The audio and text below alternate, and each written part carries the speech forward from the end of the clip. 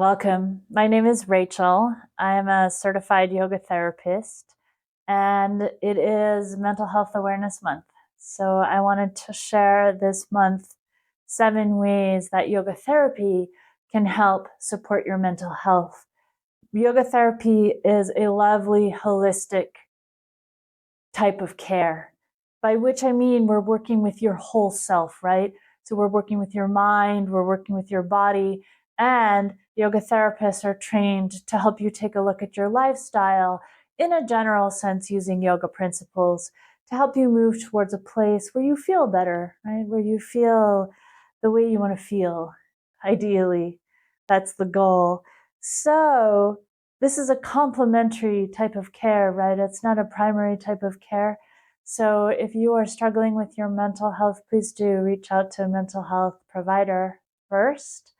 And if you'd like to add yoga into your care team, seek out a knowledgeable teacher or yoga therapist who can help bring that full holistic perspective to what's going on.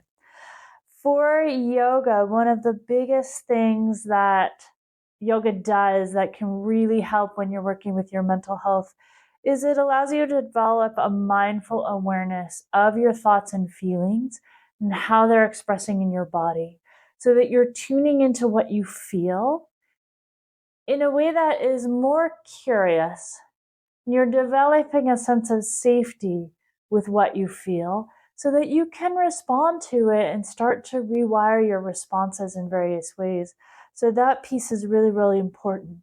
And we can do that in any aspect of yoga practice. So if we're working with asana, with poses, if we're working with meditation, or we're working with breath work, or we're working with chanting or other modalities, we're working ultimately on you being able to examine yourself and be present with yourself. And that is super, super powerful when you're working with your mental health.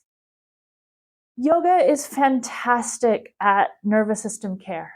So when you're doing yoga work, you're often learning to regulate your nervous system, to find a place of calm and peace, and to improve your response to stress, maybe even reduce the intensity of your response to stress, as well as hopefully reduce some of the stressors in your life. So that is really helpful when you're working with any kind of mental health struggle, as well as for just all of us, right? All of us experience stress. All of us can really benefit from understanding our nervous systems and knowing how to work with them. Yoga therapy can be really helpful in supporting healthy sleep. Again, we can do this through any of the aspects of yoga. So through our asana, our poses, through our use of meditation and breath work, as well as through some of the other yoga practices, we can learn to over time improve our sleep. And that can be really important. Sleep is a huge foundation of Ayurvedic practice. Yoga therapists do have some training in Ayurveda. We are not Ayurvedic doctors, so you may add one of those to your care team too if that interests you. But we certainly can give you a good starting point in starting to work with your sleep in new ways, which can really, really help you feel better, no matter what is going on in the body-mind, right? We need that sleep. In yoga, you can start to develop a more positive relationship with your body by moving your body in ways that feel good, by understanding what your body is telling you, and by starting to work in your body so that your body can send signals back to your brain that things are good in here, everything's okay in here. So that is one of the primary tools that we have, right, is working in the relationship with your body in various ways. On a brain level, in yoga, we are really tuned in to sensory data. In yoga, a lot of the time we're tuned into the body. This is interoception and to some extent proprioception as well, where we're feeling what's going on in your body.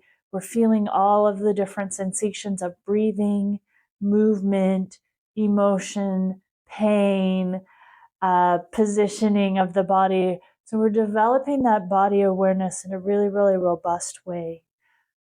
You also might be in certain types of practices really tuned into your 5 senses, your sense of touch, your sense of sight, your sense of smell, hearing, and so on.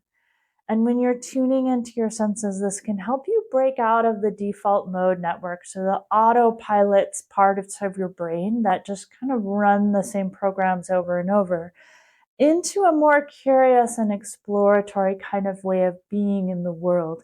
And that can be really key to our mental wellness. So using the senses, both internal and external focused senses, can be really, really powerful tool in your healing journey. In yoga, I hope we're cultivating your experience and your ability with feeling good, right? Just pleasure. Feeling good in your body, feeling good in your mind, experiencing positive emotions. And that's not to gloss over or cover up any of your struggles, but it is really helpful to improve our capacity to feel good things in addition to processing all the difficult things that are happening, because there's plenty of that. And our human brains have a negativity bias. So we tend to pay more attention to negative things, negative experiences, and that's a survival thing. Because the good things are usually not going to hurt you. You don't need to be on guard against them, right? So it's the unpleasant experiences that your brain attends to. And so through our yoga practice, we can start to direct our attention more towards the neutral and positive types of experiences. And that can create a really nice balance for your body-mind system, right? Really powerful tool that we have in yoga. And the last thing that I would say, and I think this one is really important, is that through our yoga practice, we are observing ourselves. So we're observing how we feel before we start. We're observing how we feel as we do the various practices. We're observing how we feel afterwards. And we're observing how we feel on a regular basis through time. And as we do that, we can start to really develop the felt experience and the confidence that we have the power to change how we feel. Right? On kind of a zoomed out level, it often just feels like, well, I'm just struggling and nothing I do helps. So I have this depression, I have this anxiety, I have this trauma, I have this chronic pain, I have this sleep issue, I have this disease. And no matter what I do, I still have that. I still have those symptoms. And that very well may be true. And it's incredibly difficult. I want to validate that. It's incredibly difficult when we see that truth, right? Through yoga practice, though, we start to notice that our small actions and choices of how we direct our attention, how we breathe, how we move, how we care for ourselves on a day-to-day basis, those small actions do actually create a concrete shift in how we feel moment to moment. And that's where your power lies.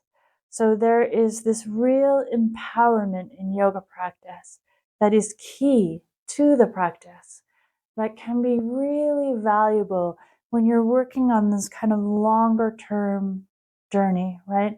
Having that moment to moment perspective of things are always changing. And things are changing in response to what I do. That is really empowering. And it's one of the big gifts of yoga therapy practice for me. So I hope this has been really helpful to hear about some of these benefits and specific ways that yoga can help. If you are looking to add yoga to your care routine, again, I do recommend that you seek out an experienced teacher or yoga therapist who knows more about working in this realm and who really knows the nuances of yoga, who can give you some guidance as you move through. I hope that you are able to experience the benefits of yoga or yoga therapy in your journey. If you have any questions or experiences you'd like to share, I'd love to hear them in the comments. Take really, really good care this month and always. May we all be balanced and well.